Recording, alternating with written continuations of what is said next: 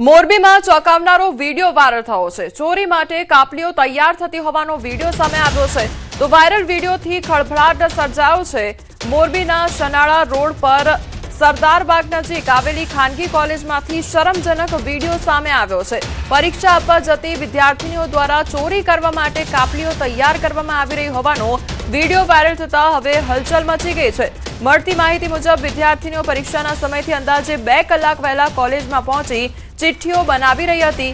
આ સમગ્ર ઘટના સ્થાનિક જાગૃત નાગરિકે મોબાઈલમાં કેદ કરી કોલેજ સંચાલકોને જાણ કરી છે।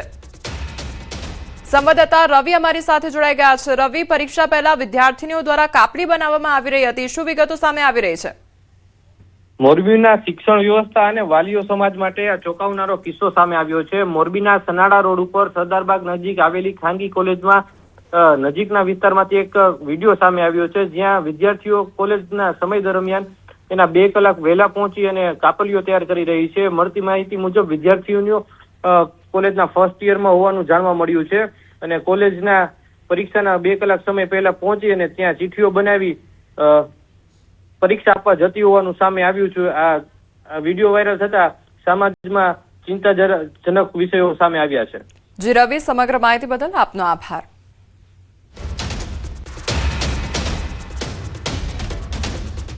ગુજરાતમાં કાળઝાળ ગરમી વચ્ચે ચૂંટણી પ્રચારની રણનીતિમાં મોટો ફેરફાર જોવા મળી રહ્યો છે। પારો 42 ડિગ્રીને પાર જતા ઉમેદવારો અને કાર્યકરો બપોરના સમયે બહાર પ્રચાર કરવાના બદલે ઓફિસમાં બેઠકો યોજી અને આયોજન પર ધ્યાન આપી રહ્યા છે। વહેલી સવારે ડોર ટુ ડોર પ્રચાર પૂર્ણ કર્યા બાદ બપોરે ટાઈમ મેનેજમેન્ટ સાથે આગામી કાર્યક્રમોની તૈયારી કરવામાં આવે છે।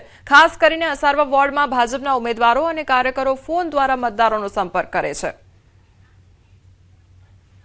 રાજ્યમાં એક તરફ ગરમીનો પારો વધી રહ્યો છે તો બીજી તરફ રાજકીય પક્ષો પણ પોતાનો પ્રચાર છે તે વધુ તીવ્ર કરી દીધો છે, કારણ કે સમય ઓછો છે।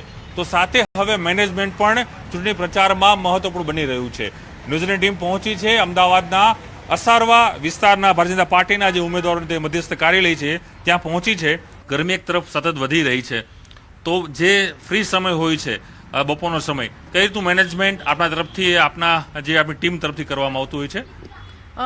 અમે અસારવા વોર્ડની અંદર અમારી જે મધ્યસ્થ કાર્યાલય છે સવારે અમે રાઉન્ડ લઈએ છીએ અને સાંજના અમારી ગ્રુપ મિટિંગો હોય છે। બપોરનો જે સમય હોય છે એટલે કે તાપ પુષ્કળ હોય છે એટલે અમે બધા કાર્યકર્તાઓ અહીંયા અને ઉમેદવારો બધા ભેગા થઈ અને અમે બૂથ મેનેજમેન્ટ માટેની યોજનાઓ કરીએ છીએ કે બીજા દિવસે અમારે શું કરવું એવી રીતના અમે કરીએ છીએ। દાખલા તરીકે અસારવા વોર્ડમાં જે સરકારી સહાય યોજનાઓ મળી છે તો અમે સખી મંડળ, ભજન મંડળો, સ્વાવલંબન યોજનાઓ, આ જે બધી યોજનાઓ છે અમે બધી બહેનો જોઈએ છે અને બીજા બધું કામ બધા અમારા ભાઈઓ જોઈ રહ્યા છે। ભારતીય જનતા પાર્ટીનો કાર્યકર્તા એટલે મેનેજમેન્ટ એને પહેલા કાર્યકર્તાથી જ શીખવાડવામાં આવે છે અને અમારો એક એક કાર્યકર્તા મેનેજમેન્ટની અંદર માહિર હોય છે।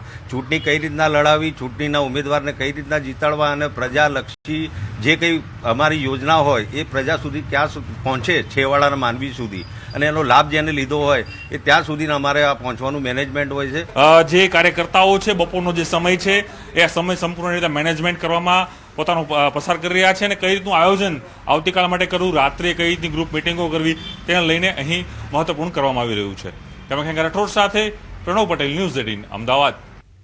ગુજરાતમાં સ્થાનિક સ્વરાજ્યની ચૂંટણીને લઈને બોર્ડર મિટિંગ યોજવામાં આવી। રાજસ્થાન અને ગુજરાત પોલીસે મિટિંગ કરી। અરવલ્લી અને ડુંગરપુર પોલીસની સંયુક્ત બેઠક યોજાઈ। અરવલ્લી એસપી મનોહરસિંહ જાડેજા અને ડુંગરપુર એસપી મનીષ કુમારની આગેવાનીમાં બેઠક યોજાઈ। નશીલા પદાર્થો અને અસામાજિક તત્વોને ડામવા ચર્ચા કરવામાં આવી તો શામળાજી સર્કિટ હાઉસ ખાતે પણ બેઠક કરવામાં આવી।